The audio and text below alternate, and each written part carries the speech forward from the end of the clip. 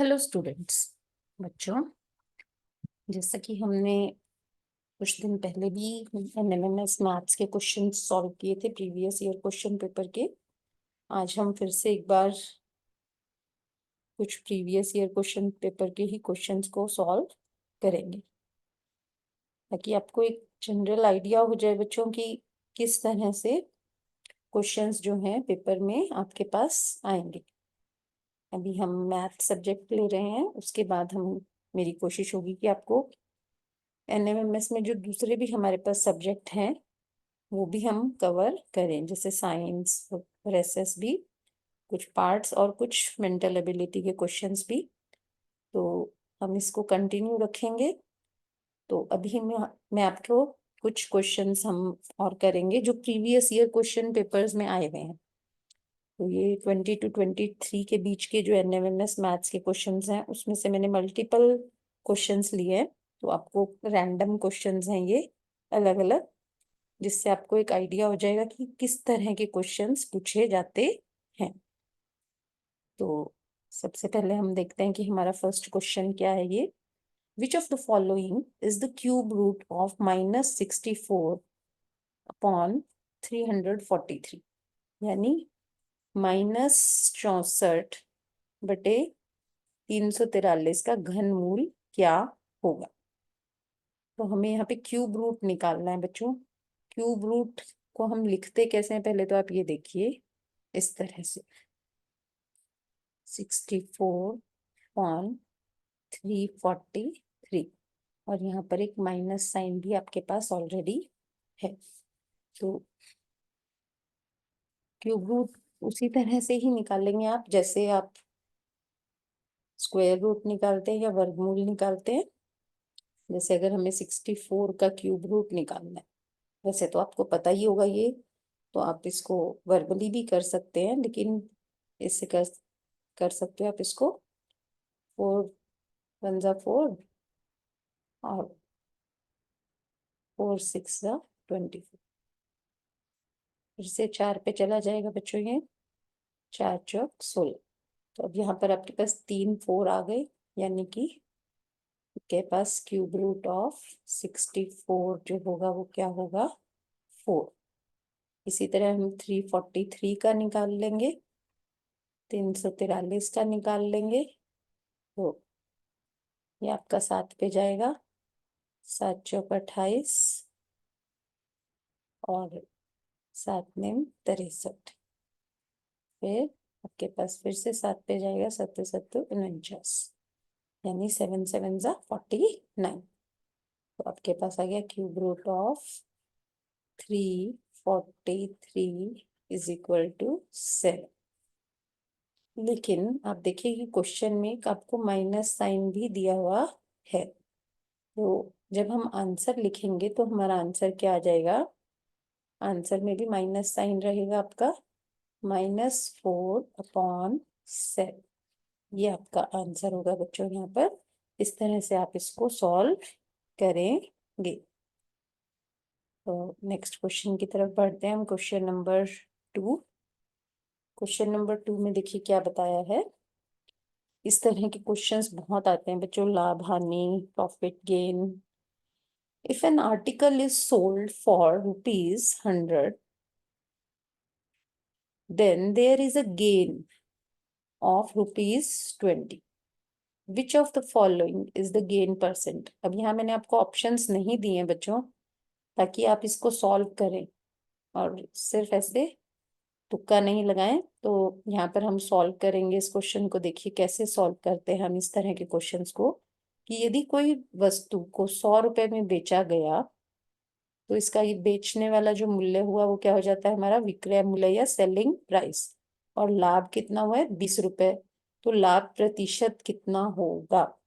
तो सबसे पहले जो चीज हमें दी हुई है हम वो लिख लेते हैं, यानी कि सेलिंग प्राइस हमें बताया हुआ है 100 रुपए। और आपको ये भी बता रखा है, सेलिंग प्राइस को ही बच्चों हम विक्रय मूल्य भी कहते हैं। तो लाभ यहाँ पर हो रहा है हमें, यानी कि गेन जो हो रहा है हमें वो कितना है, 20 का। तो आप यहाँ से निकाल सकते हैं बच्चों कि आपका क्रय मूल्य क्या होगा। क्रय मूल्य जो होता है वो हमारा होता है कॉस्ट प्राइस।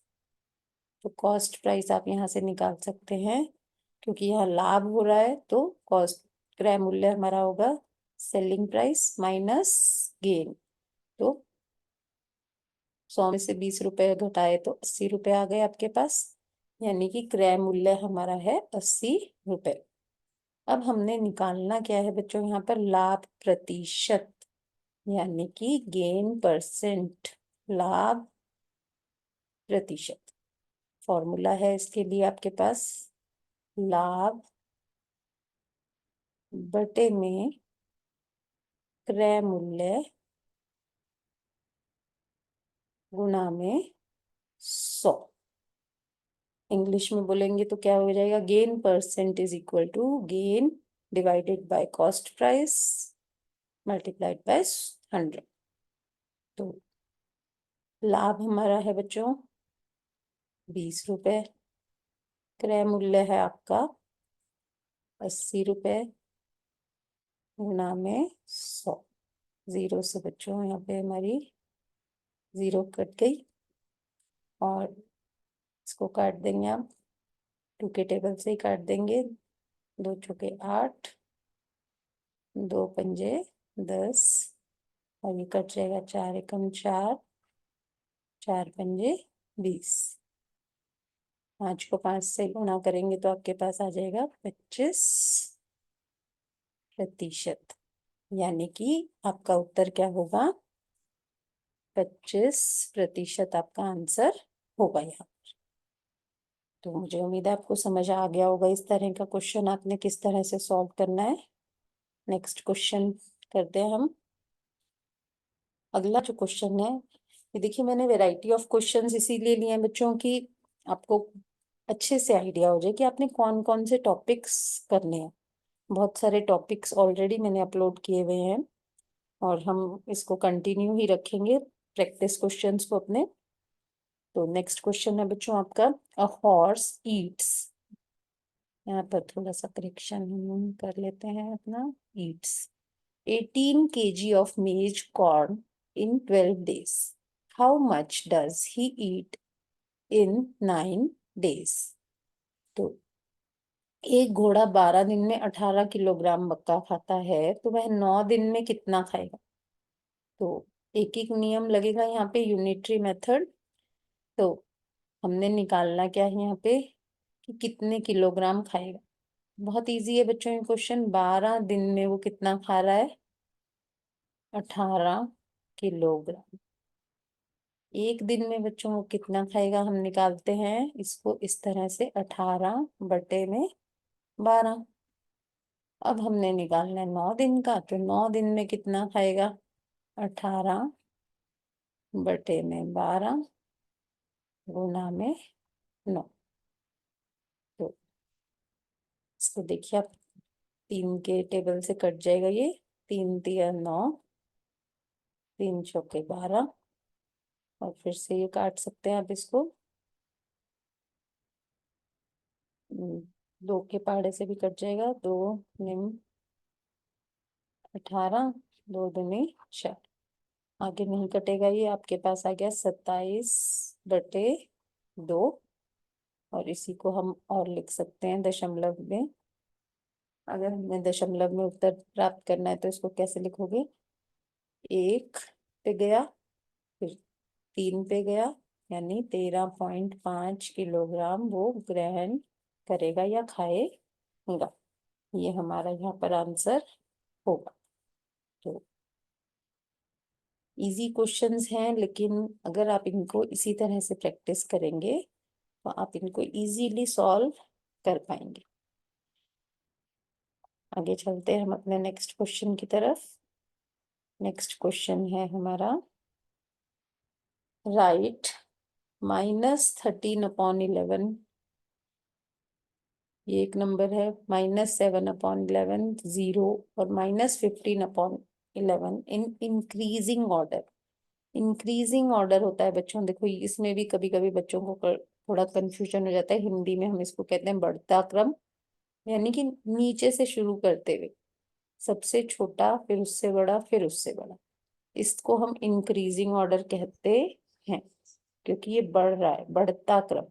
और अगर घटता क्रम होगा तो बड़े से शुरू करेंगे और छोटे की तरफ आएंगे। तो अब यहाँ पर आप देख सकते हैं, जब हमारे पास ऋणात्मक पूर्णांक है तो आप देखिए सबसे छोटा इसमें कौन सा है, ये वाला, -15/11।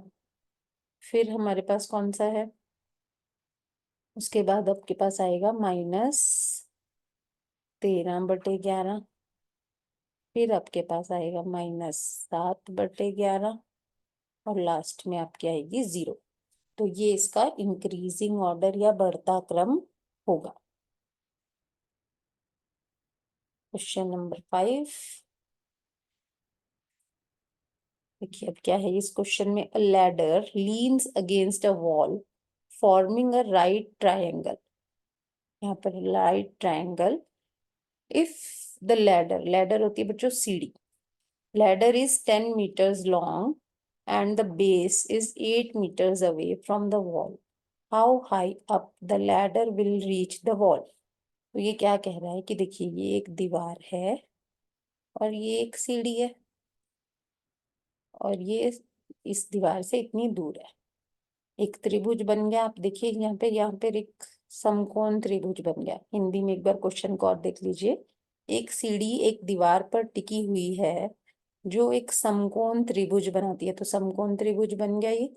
यदि सीढ़ी 10 मीटर लंबी है, 10 मीटर लंबी, यानी कि ये सीढ़ी है हमारी, ये 10 मीटर लंबी है और आधार दीवार से 8 मीटर है, और ये आधार है हमारा जो कि दीवार से कितनी दूर है, 8 मीटर है। तो सीढ़ी दीवार की कितनी ऊंचाई तक पहुंचेगी, यानी कि आपने ये वाली जो लंबाई है वो निकालनी है। x अगर हम इसे मान लें तो आपने ये निकालना। तो बच्चों आपको यहाँ बहुत क्लियर दिख रहा होगा, क्योंकि ये एक राइट एंगल ट्रायंगल है, तो यहाँ पर क्या लगेगा, आपका पाइथागोरस नियम आप लगाकर इस ऊंचाई को निकाल सकते हैं। तो पाइथागोरस नियम के अनुसार क्या होता है, विकर्ण का वर्ग बराबर होता है आपका आधार का वर्ग और हाइट, हाइपोटेन्यूज बेस हाइट। तो आप इसको अगर हम x मान लें तो x का स्क्वायर, इस तरह से ये पाइथागोरस का नियम है हमारे पास। यहाँ पर हमारे पास आ जाएगा 10 का स्क्वायर, हमने निकालनी है हमारी हाइट, तो हम x स्क्वायर को निकाल लेते हैं अपना। x स्क्वायर अगर हमारी हाइट, x हाइट है तो x स्क्वायर क्या हो जाएगी आपकी, 10 का स्क्वायर -8 का स्क्वायर, ये हो जाएगा आपके पास 100 -64, और ये किसके बराबर आ जाएगा, 36। अब x निकालने के लिए हम क्या करेंगे, 36 का वर्गमूल यानी स्क्वायर रूट निकाल लेंगे, जो कि आपका आ जाएगा 6 मीटर। तो कितनी ऊंचाई तक पहुंचेगी सीढ़ी, 6 मीटर तक पहुंचेगी। ये आपका आंसर है। क्वेश्चन सभी आपके सिलेबस से ही रिलेटेड है बच्चों, ऐसा नहीं है कि आपके सिलेबस से कुछ डिफरेंट है यहाँ पर, लेकिन फिर भी आप अगर एक बार इस तरह के क्वेश्चंस ज्यादा प्रैक्टिस करेंगे तो आपको पेपर में इजी होगा। तो 5 क्वेश्चंस हमने आज सॉल्व कर लिए बच्चों। Thank you very much. आप इन्हीं क्वेश्चंस को दोबारा से करें और इस तरह के क्वेश्चंस की और भी प्रैक्टिस करें, जिससे कि आपको पेपर में जब आप सॉल्व करें तो बहुत इजी हो जाए। Thank you once again. Next video में मिलते हैं हम। थैंक्स बच्चों।